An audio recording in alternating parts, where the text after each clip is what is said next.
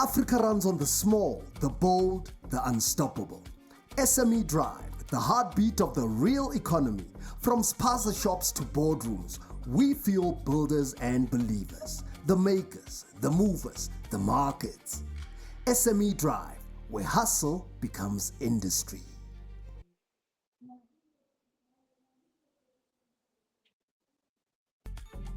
You're listening to Career Indaba Radio, the voice of Africa's labor market. Real voices, real change, real opportunity. If unemployment is a crisis, now what? We are moving from talk to action. Career Indaba Impact Week, the Boardroom Takeover.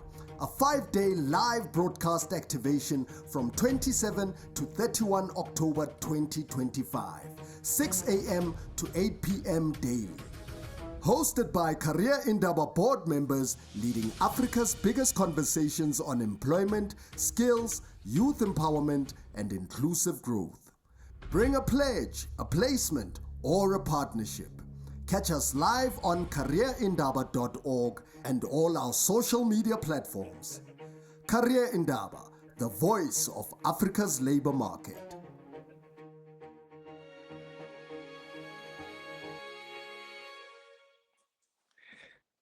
Good afternoon, everybody listening to SME Drive.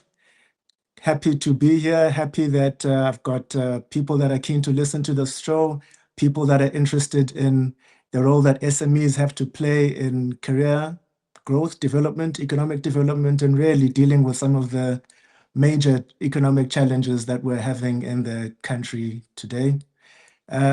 Today, I've got a number of guests. But in studio with me first, we've got Mr. Marisane Mariri. He's a person that is well experienced in advising and assisting SMEs as well as community development. I'm not going to describe everything that he does because, like all our guests, even though there's a title and there's everything, he'll introduce himself. Myself, I'm Phumlani Mfenyana. I am one of the board members at Career Indaba. I've worn many hats over the years. Currently, I'm working as an independent consultant, but my special interest has always been in socioeconomic development. I've worked in a number of positions in corporate, in education, government. But yes, as I said, my special interest has been around socioeconomic development. I've also studied sustainability, and I've done an MBA as well. In both of those both those areas of education, I focused my research on assistance to small and medium enterprises. So this is something that is very dear to me. I have had a couple of stints on radio as well in the past, so this is not entirely new to me, although I must say the technology has progressed quite a bit since I was on radio. I had a stint way back in my university days when I thought I knew everything, and then I got wiser and learned that I don't know that much. And the more I learned, the more I realized that I don't know that much. I also had a stint on Ubuntu Radio when I was a little bit older and a bit more worried at the time. But now I'm a little bit more comfortable, a little bit more confident, and really, really happy and excited to be hosting a show that deals with SMEs and some of the pressing issues that are facing SMEs. I want to start with our first guest because he's got a lot to say. He's got a lot of experience. He's a person that's on the ground dealing with SMEs and communities. So while I can talk about myself and my experience, I'm going to let my guest basically take over most of the talking in this show. I'll just be asking questions and seeking to let him advise us, advise everybody who's listening about the role that SMEs have to play in communities, how important they are and stuff. So firstly, Marisane, just please introduce yourself. I know you've got a long bio, so I don't want you to go into too much detail, but as I was saying earlier on, I know that like most of my guests have done many things in the past and are still doing many things. I think people in the SME space have many passions and they're forced to immerse themselves in many things. So, Marisane, just please a short introduction, 30 seconds before we start the questions that I'm sure many people want to get into. Thank you to Kerry and Indaba for also having me. I think, yeah, this is a critical discussion that we are having, and it's one that I'm very passionate about. In a nutshell, I'm the managing director of WAMARI Capital, and I'm also the secretary general of the Independent Township Development Forum. So these two organizations, one being a PTY and another one being a community development forum, they assist SMMEs to become funding ready, and we also assist them with business administration. So I work at the intersection of fundraising and community development, finance, and faith-based initiatives. Right? So I believe in taking policy and translating it into reality for underserved communities, right? Helping community structures and SMMEs to be self-reliant and to access opportunities from the likes of government and the private sector. Thank you. Thanks very much. Thanks for being humble about all the work that you do, because if anybody looks at his profile, you'll see that is quite busy. And but thanks for summing it up in a short space of time. Firstly, I mean, there are many types of SMMEs of different sizes covering pretty much every industry. And there's also informal businesses, unregistered businesses. So this SME space really covers a large number of types of businesses, people selling fruit and vegetables on the street, professionals that have their own businesses like your doctor or lawyer that might have their own firm. So let's just first have a little bit of a common understanding of what are we talking about when we talk about SMEs.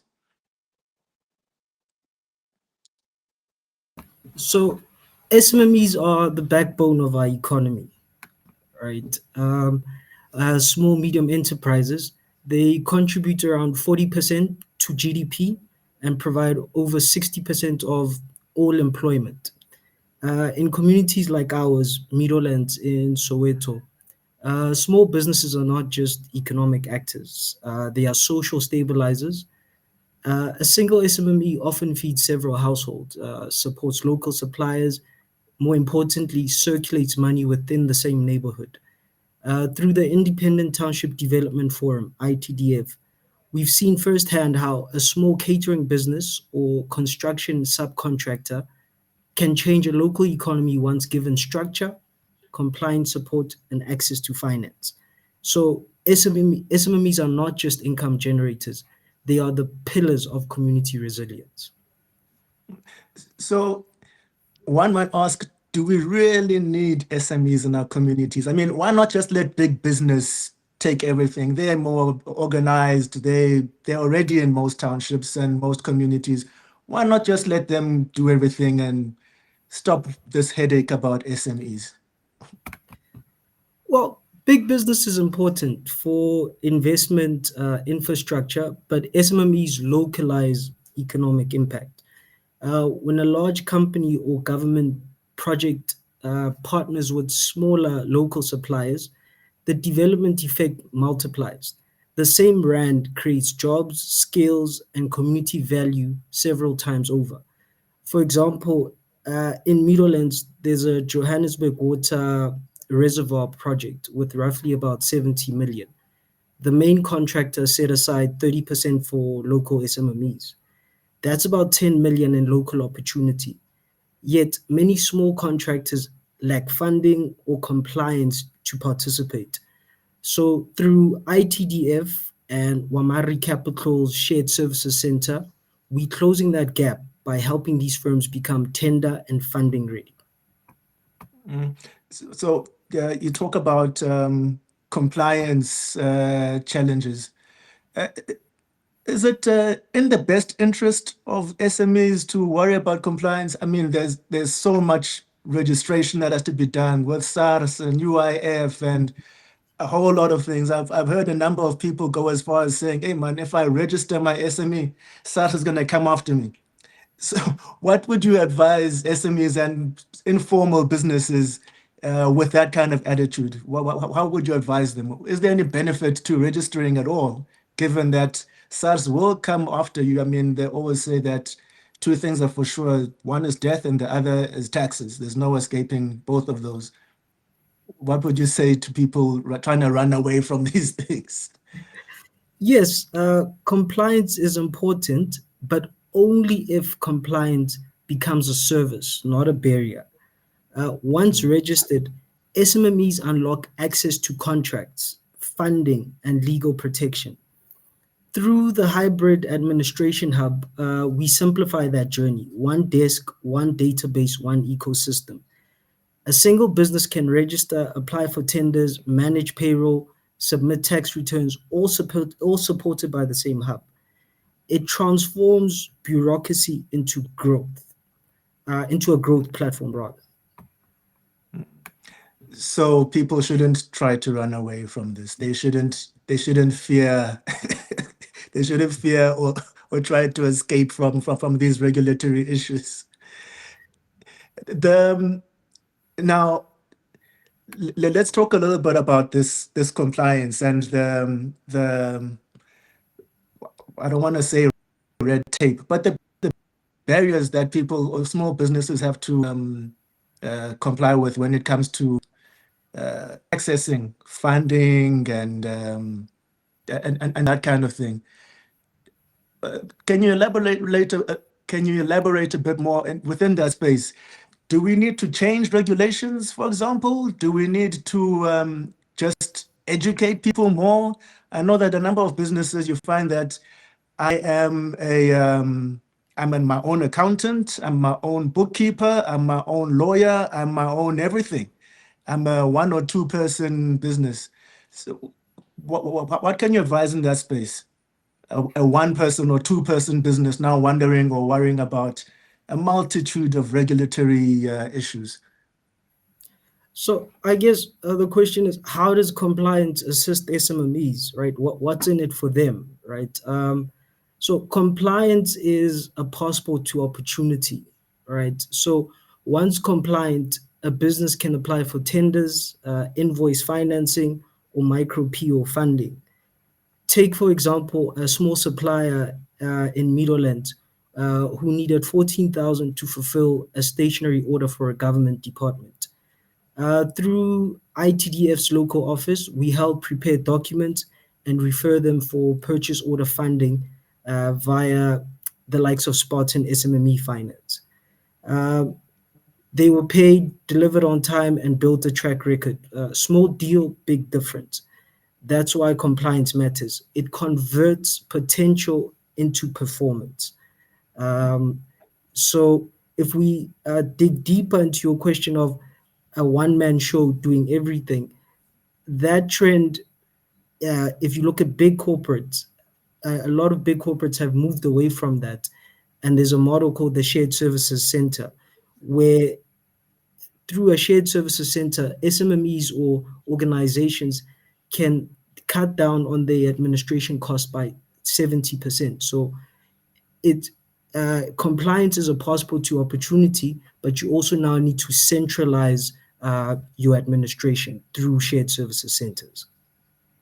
No, I think that's definitely something that should be explored more because, I mean, we already know that a person in the SME space, often they are driven by a particular passion or a skill, or sometimes just pure desperation and willingness of trying to survive. And in order to succeed, partnering with people that might have expertise in a particular area will ease the burden and improve their chances of not just compliance for compliance sake, but compliance for access and protection, as you already mentioned. So I'm really hoping that people are are more aware of these and perhaps directed to these so that they can become mainstream businesses. As I said also earlier on, the SME space is a lot. There's a lot of unregistered, unprotected businesses, just as I'm saying now, people trying to get by. So I think that is definitely something worth exploring. Maybe you can share a little bit more about the kind of services that are offered here, just for people to get a better picture of these shared services and how they can assist SMEs and how people can access these shared services. So it's the three key levers that stand out: shared services and administration hubs. So through WAMARI's hybrid administration hub, we pool admin, compliance, and accounting services for SMMEs. This model reduces overhead costs, like I said, by up to 70% while keeping firms continuously compliant. Um, the second lever is micro PO and bridge finance. Many subcontractors are too small for traditional finance. So we collaborating with Spartan SME Finance on a tripartite facility model where funders finance subcontractors through main contractors, even for deals below 250,000. It's a proven method for de-risking delivery and accelerating payment cycles. The last lever is youth employment and digital integration. Each hub can host youth employment uh, service interns who manage admin and digital systems for SMMEs. That's not just job creation, it's building future administrators and finance professionals inside the township economy. So when we combine structure, funding, and skills, SMEs can deliver faster, create jobs, and restore confidence in public service delivery. No, that's great. I understand actually that you were saying that 60% of SMEs, 60% of businesses in South Africa are SMEs. I think that the UN puts the overall figure on number of SMEs to around 90% of all businesses are SMEs, and I think they suggest that SMEs contribute around 65% to GDPs of countries. So if we can get this right, it won't just be a charity of sorts. It will actually be joining the mainstream in the rest of the world in terms of the contribution that SMEs make. And we've probably got a bigger challenge in terms of unemployment than most countries. So if we just managed to get this right, we really can make a major dent on our unemployment challenge, especially since, I mean, other countries are already doing it much more than us, and they don't have as big a challenge as us in this unemployment space. Now, okay, we've covered the challenge part. We've gone deep into the challenge part, and I know when people talk about SMEs, and I mean, if I told my mother when I was growing up, I want to own a small business when I grow up, my mother would be like, you're just asking for problems. So let's go on to now the way forwards, the opportunities that we should look at. I mean, the endless challenges, we know that. But we also know that there are a number of areas of opportunity. Some of them you've touched on already. Let's delve more into that and make sure that anybody listening can understand the role of SMEs, the importance of SMEs, and also some of the strategies we can employ to make sure that we succeed in this space. I'm thinking of some of the SMEs that you work with in the township that might listen to this at some point, if not today, maybe on a podcast at some point. It would be great that at least people know that, all right, going forward, these are some of the things that I can do to improve my business, improve my career choices or chances.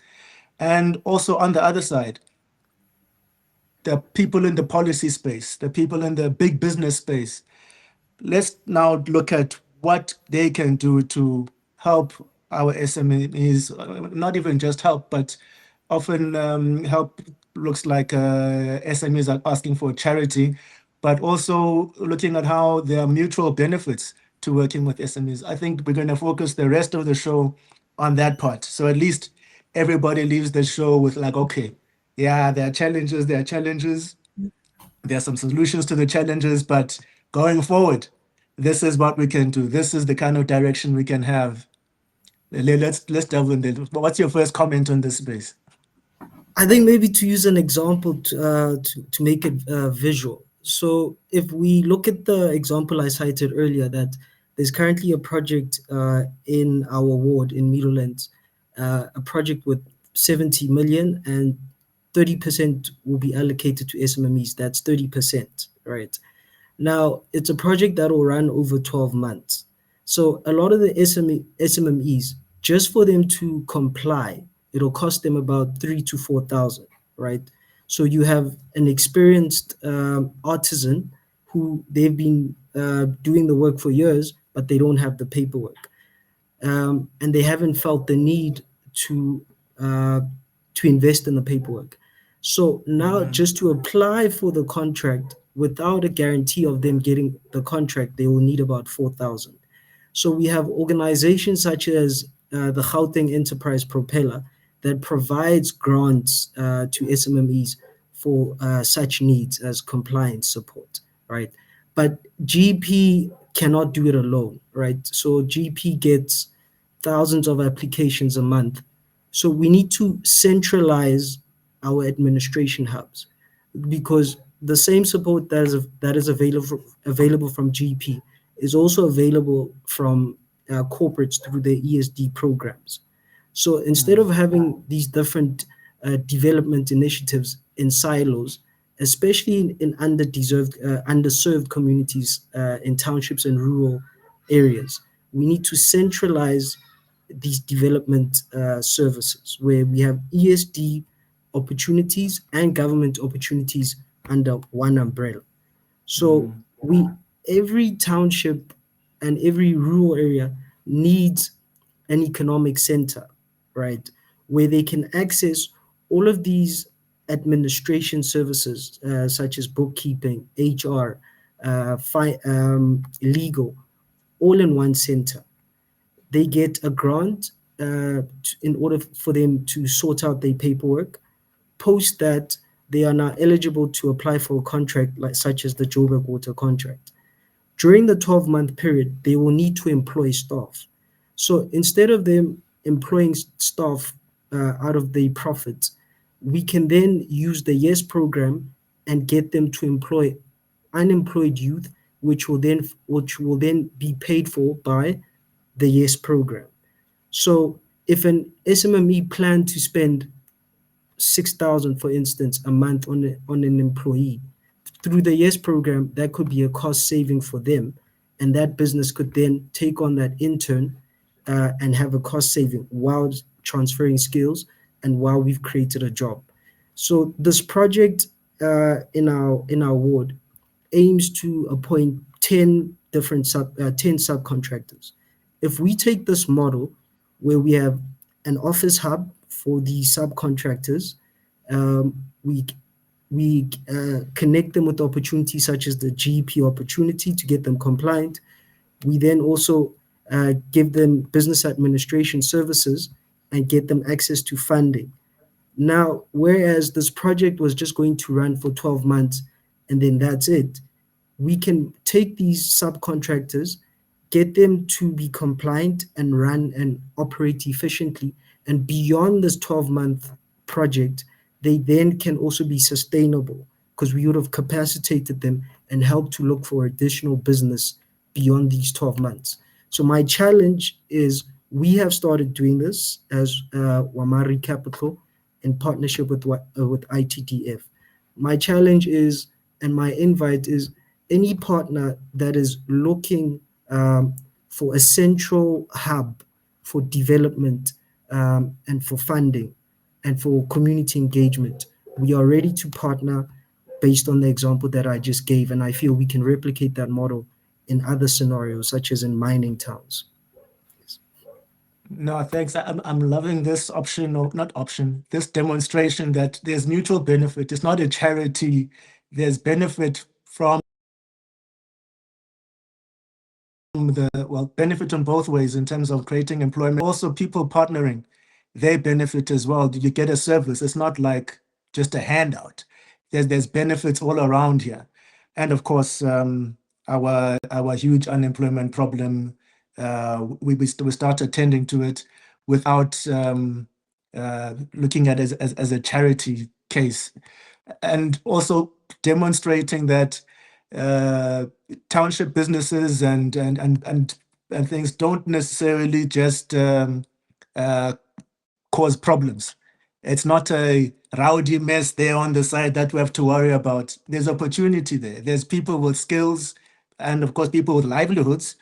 But in terms of benefits, there's people with skills and businesses that can be partnered with in order to basically deal with the problems that we have and have career choices that benefit both the person having the career and the ones providing the opportunities. So I think that's great. I didn't realize that we went almost the whole 30 minutes with no ad break, nothing. I hope the producers are not going to uh, scold me for not even including one ad break. So I think we're going to be forced just to go to the top of the hour and have an ad break before the next show. And maybe just use the remaining 3 minutes of this 30-minute segment just to have any last comments and more encouragement, I suppose, and advice for people on both ends, people that are looking for careers or trying to make sure that their SMEs succeed, as well as those that are looking to partner or maybe have been scared to partner with SMEs in the past. Any final remarks before we go to the ad break and stuff? So South Africa doesn't lack entrepreneurs. It lacks infrastructure for entrepreneurship. When we fund the doers, not just the documents, we bridge policy and performance. Through collaboration between WAMARI Capital, ITDF, and funders such as Spartan, we are building a replicable model. Fund subcontractors early, support main contractors with liquidity, provide shared administration for compliance, integrate youth into supply chains. That's how we move from potential to progress. One township, one project, and one business at a time. Thank you. Thank you. Thank you very much. Thank you very much for your time. I'm sure that we're going to be calling you again in the future. Thank you. Now we can go to the ad break now. Africa runs on the small, the bold, the unstoppable. SME Drive, the heartbeat of the real economy. From spaza shops to boardrooms, we feel builders and believers, the makers, the movers, the markets. SME Drive, where hustle becomes industry.